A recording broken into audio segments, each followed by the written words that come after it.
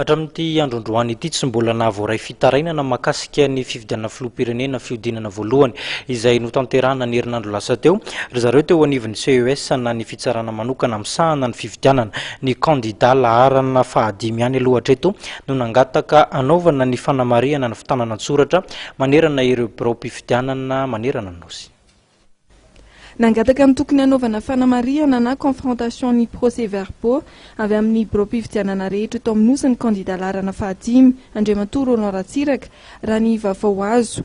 Raha ny fanazavana voaray dia mitaky ny mangarahara amin'ny famoahana ny voka-pifidianana tamin'ny fifidianana filoham-pirenena fiojina voalohany kandidan'ny MTS ao anatin'ny fangatahany.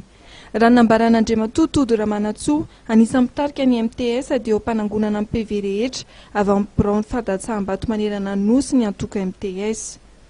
Mikasika amin'ny fametrahana fitarainana momba ny fifidianana izay nitotsaina ny 20 oktobra lasa teo hatramin'ny androany atoandro dia tsy mbola nahavoaray fitarainana momba ny fifidianana ny eo anivon'ny fitsarana manokana misahana amin'ny fifidianana na ny CES.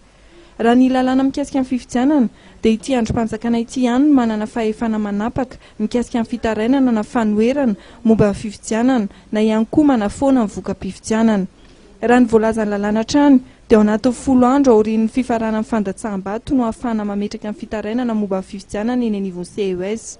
Izany hoe ny alatsinainy 4 novambra izao amin'ny 5:00 no afaka mandray ny fitarainana momba ny fifidianana fiojinina voaloha izay nitotsaina ny zoma 20 oktobra lasa teo.